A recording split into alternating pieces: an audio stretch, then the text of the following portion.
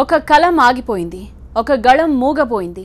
ప్రసిద్ధ కవి జ్ఞాన్పీఠ్ అవార్డు గ్రహీత డాక్టర్ సింగిరెడ్డి నారాయణ రెడ్డి ఈ ఉదయం కన్నుమూశారు. సినారె అంత్యక్రియలు బుధవారం ఉదయం 10 గంటలకు విస్ప వ్యాలీలోని మహాప్రస్థానంలో జరుగుతాయి. అమెరికాలో ఉన్న సినారె కుటుంబ సభ్యులు రావాల్సి ఉందన్నారు ప్రముఖ సాహితీవేత్త యార్లగడ్డ లక్ష్మీప్రసాద్. సి నారాయణరెడ్డి పార్థివ దేహాన్ని పలువురు సినీ రాజకీయ ప్రముఖులు దర్శించుకుని నివాళులర్పించారు. తెలంగాణ మంత్రి కేటీఆర్, సీనియర్ కాంగ్రెస్ నేత జైపాల్ రెడ్డి, జానారెడ్డి, గాయకుడు ఎస్పీ బాలసుబ్రహ్మణ్యం సినారెకు నివాళులర్పించారు. సినారె ఇక లేరని తెలుసుకుని దిగ్భ్రాంతికి గురయ్యానని ఢిల్లీలో ఉన్న టి సుబ్బిరామిరెడ్డి అన్నారు. సినారెతో ఆయనకున్న అనుబంధాన్ని గుర్తు చేసుకున్నారు.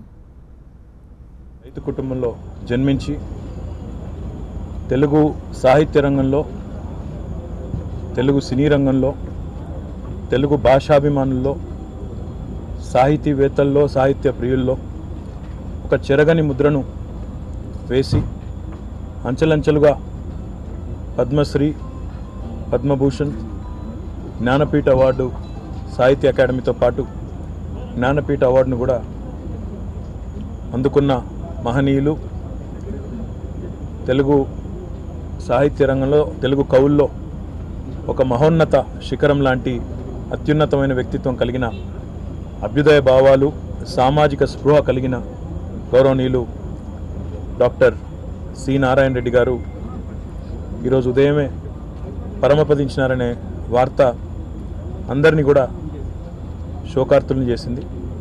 ఈ సందర్భంగా రాష్ట్ర ప్రభుత్వ పక్షాన గౌరవ ముఖ్యమంత్రి గారు జగదీష్ రెడ్డి గారిని, నన్ను, శ్రీనివాస్ యాదవ్ గారిని, చందులాల్ గారిని, అందుబాటులో ఉన్న మా మంత్రివర్గ సహచరులందరినీ కూడా ఆ మహనీయుడికి నివాళులు అర్పించాల్సిందిగా, పూర్తి అధికార లాంఛనాలతో అన్ని ఏర్పాట్లు చేయాల్సిందిగా కూడా వారు ఆదేశించడం జరిగింది. తప్పకుండా ఆ మహనీయుడి లోటును, వారి లేని లోటును తీర్చే పరిస్థితి ఎవరికీ ఉండదు. వారి స్మృతిలో ఏం చేయాలనేది తప్పకుండా గౌరవ ముఖ్యమంత్రి గారు నిర్ణయిస్తారు. ఎందుకంటే వారు సహజంగానే